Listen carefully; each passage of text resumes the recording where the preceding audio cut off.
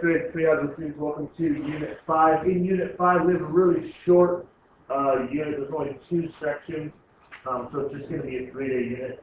Both of these sections will be really important for what's coming up in Unit 6. In Unit 5, Part 1, we were talking about simplifying variable expressions. So there are quite a few definitions up here. If you want to go ahead and pause the video to write them down, I highly recommend that. Our first definition is terms. Terms are parts of an expression that are added together. So if you look at our drawing, okay, 5x, 4x, and 7 are all going to be terms. Next one is coefficient. Coefficient is a number part of a term that has a variable. So our coefficients would be 5 and 4. Those are going to be your coefficients here. Again, there's a number part of a term that has a variable. So the number out front is the variable. The constant term has a number but no variables. So 7 is going to be your constant. Okay, because if you look, it's got a number but there's no variable attached to it. And then like terms are terms that have identical variable parts. So in this example, 5x and 4x would be like terms. 7 would just be a constant by itself. So if you look down at the next section, it's just to identify the terms, like terms, coefficients, and constant terms.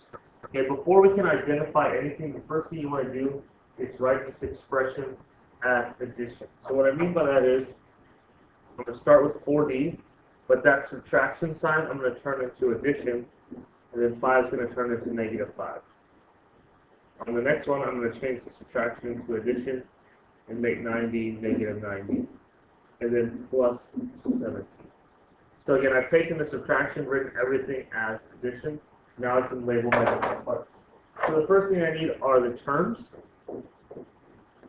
which are every part that gets added together. So that's 4D, -5, -9D, and 17. Now the reason why we rewrote it as addition is so that I could keep the negative with the 5 and keep the negative with the 9D. Make sure that the negative stays. The next thing we need to do are the like terms. So our like terms would be 4D and -90 are like terms because they both have a D. And then -5 and 17 are also like terms. Anytime you have more than one constant, those are going to be like terms. Next up are the coefficients. So I'm going to come over here because I ran out of room. So our coefficients, again, are the numbers in front of the variables. So that's going to be 4 and -9 are going to be our coefficients. Notice I do not write the variable when I write the coefficient. Okay, I only write the number in front, not the variable. And then the last thing we have are our constants, which in this case are -5 and 7.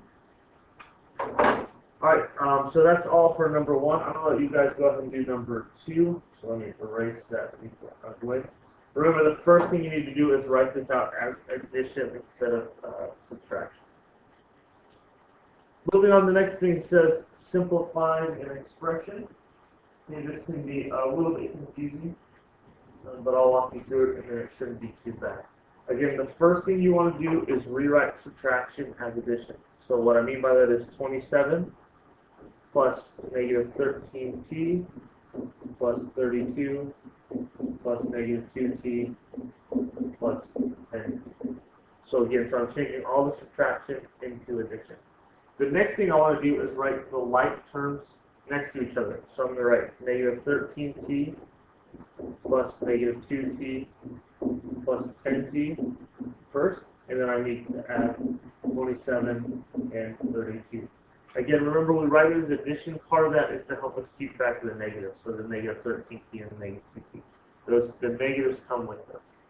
So now I can combine my like terms. -13 plus -2 plus 10. All that, when I combine it, is going to give me -5t. And then 27 plus 32 is going to be +59. And that's as far as I can go. Now, if you look at the directions right here, it says simplifying an expression. Okay, there is no equal sign, And this is as far as I can go because the t, because negative 5 has a t and 59 does not, so I cannot put those together any further than I already did. Alright, I'll leave number 2 for you guys. I'm going to come down here and do number 3. So again, first thing I need to do is rewrite this as addition. So I'm going to have negative 11j plus 16 plus negative 22j plus negative 27 plus 5j. Again, everything is addition, and I switch it to negative when I have to. My next step is that I want to write all of the like terms together, so that's negative 11j plus negative 22j plus 5j, and then I have plus 16 and plus negative 27. Combining all the j's together, negative 11 plus negative 23 plus 5 is going to give me negative 28j, and then 16 plus negative 27 is going to give me negative 11. Now I can just rewrite this as negative 28j minus 11 if I want. Either way works. Okay? But again, I don't go past this. I can't put those together because the 28 has a j and the 11 does. Alright, so 2 and 4 I'm going to leave for you to do on your own. Looking at the back side, the next section says simplifying expressions with parentheses. Again, we're simplifying expressions. These are not equations yet, so there's no equal sign involved yet. So when I have the parentheses, that means I'm going to have to do distributive property. So I'm going to distribute the negative 4 to the 5c and the negative 4 to the 7. So when I do that, I'll wind up with negative 20c minus 28, and then I have minus 3c plus 13. Then after that, I want to rewrite all my subtraction as addition. So it's negative 20c, that stays negative because it's out front. But I change negative minus 28 to plus negative 28. Minus 3c, I change to plus negative 3c. And then I add 13 on the end. Next, I want to put my like terms next to each other. So negative 20c plus negative 3c. Then plus negative 28 plus 13. Now I can combine my like terms. Negative 20c and negative 3c is going to give me negative 23c.